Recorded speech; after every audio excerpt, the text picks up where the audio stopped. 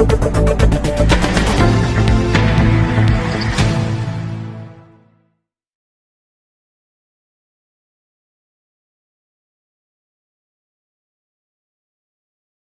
अगर चाहे तो आज शाम तक हो तो जामा मस्जिद भी पूरा क्वारंटाईन सेंटर लोकांची भीती काय आहे मॅडम की सगळ्यांना आपल्या घरच्या जवळ पाहिजे. तर आम्ही काय केलं याच्यासाठी काय केलं सर आम्ही जे आज जे इथं क्वारंटाईन करणार यांना तुम्ही 14 दिवस कुठंच नाही ना तुमच्या घरात क्वारंटाईन राहा. सबसे सेफ्टी मतलब वो सोच के तभी उन्होंने आला बाहेर त्यासाठी आपण मी आणि काही कमिशनर साहेबांनी जाऊन ते मौलाना आझाद कॉलेजचं लेडी सेक्शन आणि मॉडर्न स्कूल आहे ते बिल्डिंग आम्ही घेतलेले आहे त्याचे क्वारंटाईन सेंटर करत आहे. हे काय हे जवळच आहे. लोकांना हे भीती आहे की तुम्ही मला काय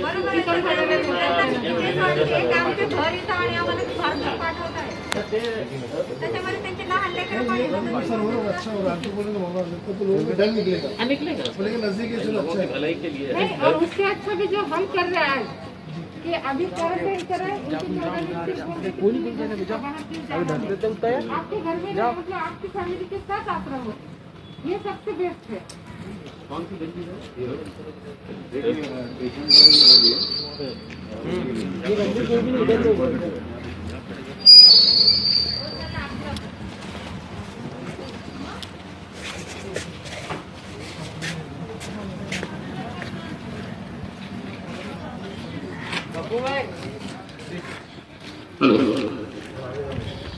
अस्सलाम वालेकुम रहमतुल्लाहि व बरकातहू।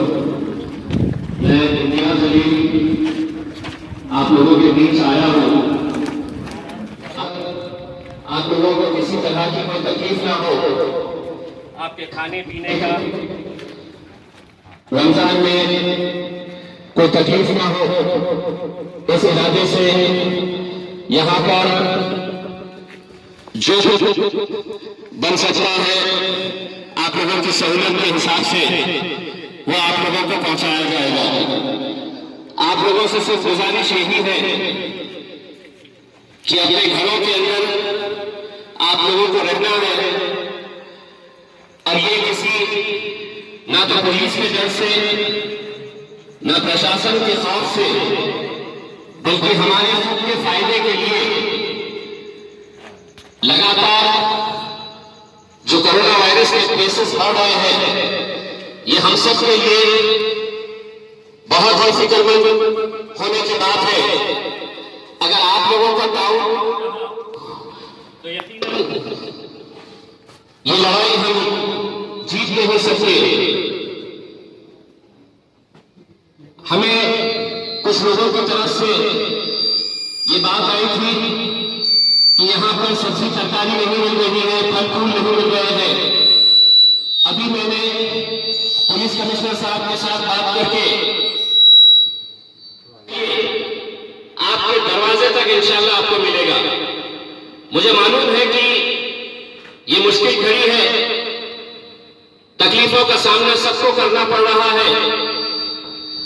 इतना आसान नहीं है कि हम घरों के अंदर बंद रहे, लेकिन ये आखिर किसके फायदे के लिए किया जा रहा है ये भी सोचना बहुत जरूरी है। जहां हम इबादत करने के लिए निकलते थे आज हमें अपने घरों के अंदर बंद रहना पड़ रहा है। ये कितने दिन तक और रहेगा ये तय करना न तो पुलिस तय करेगी, न प्रशासन तय करेगा, न सरकार तय करेगी। औरंगाबाद शहर का लॉकडाउन कब खत्म होगा इसका फैसला औरंगाबाद की आवाम तय करेगी। बड़ा अफसोस इस बात का है कि लोग ये कहते हैं कि हमारे पास तो कोई सिम्टम नहीं है, उसके बावजूद भी हमें घर में बैठना पड़ रहा है, हमें क्वारंटाइन के अंदर जाना पड़ रहा है। अगर ऐसा नहीं किया गया तो ये वायरस और कितने लोगों के अंदर फैलेगा, ये मामला और कितना आगे जाएगा और कब तक हम इसी तरह घरों के अंदर बंद रहेंगे ये कोई नहीं बता सकता है। क्वारंटाइन सेंटर्स के बारे में यह है, लोगों को लगता है कि मुझे 14 दिन कहीं पे ले जाकर छोड़ दिया जाएगा। अभी हमने Maulana Azad college ladies section जो जुबली पार्क के ऊपर है कॉलेज और मॉडल स्कूल भी क्वारंटाइन सेंटर के ले लिया है।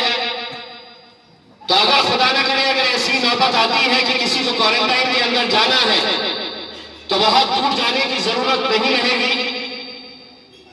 लेकिन ये समझना कि मुझे कोई सिम्टम नहीं है, मुझे क्यों ले जाया जा रहा है, ये एक ऐसा सवाल है जिसका जवाब बड़े बड़े साइंसदान अभी दे नहीं पा रहे हैं। क्योंकि ये वायरस किसके अंदर है, किसको इफेक्ट करा है, ये कोई नहीं बता सकता। लेकिन अगर कोई नौजवान सड़क के ऊपर है और अगर वो वापस अपने घर में जाता है तो वो नौजवान को भले ही कुछ नहीं होगा, लेकिन उस वायरस का असर सबसे ज्यादा किसी को नुकसान अगर पहुंचाएगा तो हमारे घर के, हमारे बुजुर्गों के ऊपर। क्योंकि आप देखेंगे कि सबसे ज्यादा मौतें जो हो रही है वो बुजुर्ग लोगों की, जो पहले से ही या तो डायबिटीज है या ब्लड प्रेशर है या हाइपरटेंशन है, दूसरे बीमारियों के अंदर मुब्तला है।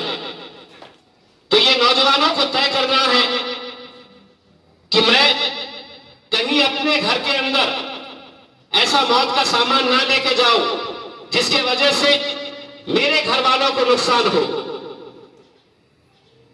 आज इन इलाकों के अंदर इस तरह वीराना देखकर हम भी ये दुआ कर रहे हैं कि जल्द से जल्द ये लॉकडाउन खत्म हो, लोग बाहर निकले। अगर हमें रमजान की ईद मस्जिदों के अंदर नमाज पढ़कर बाहर निकलकर अगर मनानी है तो हमें कुछ दिन कुछ कुर्बानियां देना जरूरी है। इसीलिए मैं आप लोगों के बीच हाथ जोड़कर यह अदबन गुजारिश करने के लिए आया हूं। तकलीफ होगी, है तकलीफ, मैं यकीनन ये दावा नहीं करता हूं कि आप लोगों को कोई तकलीफ नहीं हो रही है, ये तकलीफें हैं।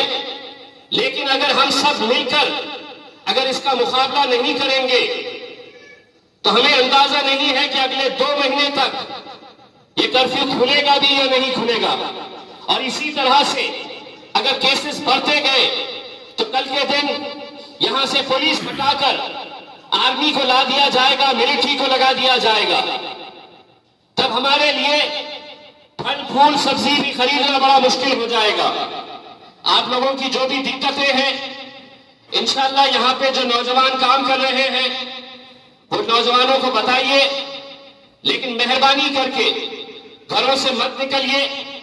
और अगर किसी को जरा सा भी सिम्टम है, किसी को बुखार है, खांसी है, तो उसे छुपाइए मत।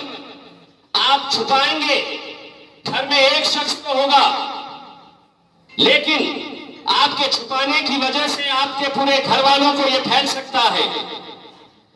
ऐसा नहीं है कि ये कोरोना वायरस का कोई इलाज ही नहीं है।